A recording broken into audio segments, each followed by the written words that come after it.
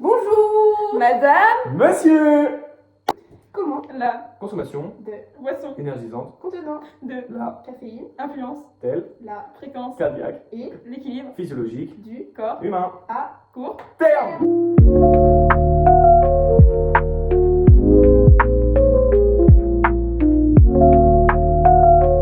Là, on va vous présenter nos hypothèses, donc on a une chacun qui est assez différente et on verra du coup à la fin de l'expérience laquelle est la bonne. Alors moi je pense que cette consommation de boissons énergisantes va augmenter sa fréquence cardiaque de façon très... Exponentielle. Alors que moi, en revanche, je pense qu'elle n'augmentera pas, car j'ai vu sur plusieurs sites, plusieurs expériences ont été faites, et je pense que ça ne va pas être le cas. Je pense que l'hypothèse serait que Gabin il sera assez mal, qu'il va beaucoup dormir après et en fait ça va faire l'effet inverse que l'on voudra avoir et qu'au final il ira peut-être à l'hôpital. Vous n'irez pas à l'hôpital. Voici notre cobaye. Donc ce sera Gabin pour cette expérience et c'est lui qui va boire la Red Bull.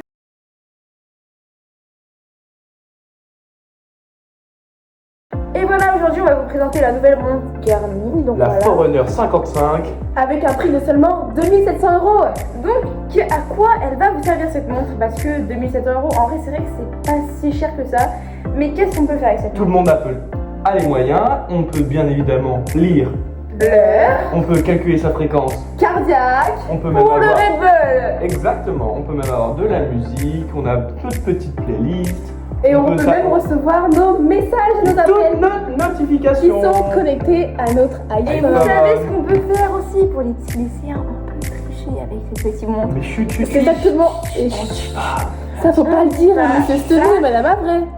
Là on va vous présenter ce qui compose la Red Bull. Donc voici les valeurs nutritionnelles pour 250 ml de Red Bull. Il y a 110 kilocalories, 27 grammes de sucre 80 mg de caféine. 1000 mg de taurine, et il y a de la vitamine D, donc les doses recommandées varient selon chaque vitamine. ah c'est vrai ça. Cette canette, elle contient de la vitamine B3, B5, B6 et B12. Donc ces vitamines jouent un rôle essentiel dans la production d'énergie au niveau cellulaire. Elles sont souvent ajoutées dans les boissons énergisantes pour soutenir les fonctions métaboliques. Donc dans cette canette de Red Bull, il y a de la caféine, donc c'est un des principaux stimulants du système nerveux central qui aide à améliorer la concentration et à réduire la sensation de fatigue. Donc la quantité de caféine dans une canette de Red Bull est de 250 ml est environ 80 mg. Donc c'est une quantité un peu imposante quand même. On est Oui, d'accord. alors la combinaison de caféine, de taurine et de sucre dans la Red Bull peut avoir des effets stimulants et augmenter temporairement la vigilance. Mais elle peut aussi entraîner des effets indésirables si elle est consommée en excès, comme des troubles du sommeil, comme tu l'as dit Margot, une augmentation du rythme de cardiaque, comme tu l'as dit Justine. Ou de l'anxiété. Ah. On passe à quoi? À l'expérience.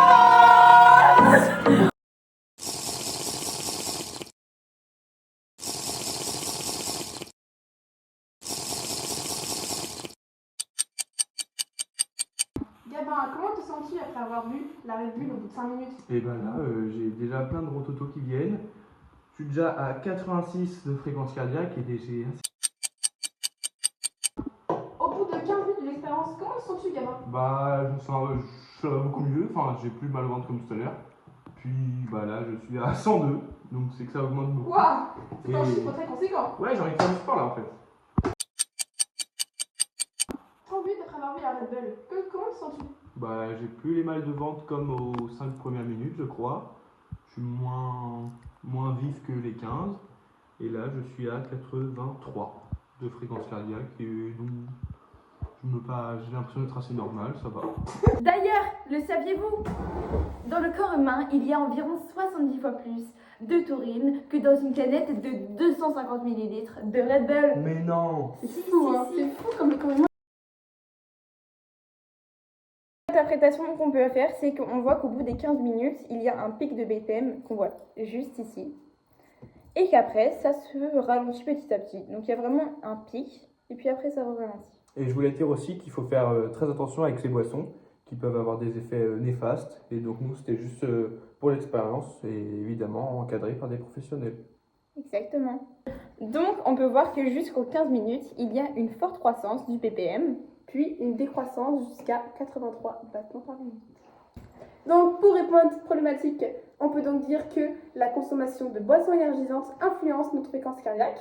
Donc tu avais raison, Justine. J'avais raison. Justine avait bien donc raison. Et il n'est pas allé à l'hôpital. Donc, Gabin va super bien. Donc, on va pouvoir le remettre à la cave, là où il doit être.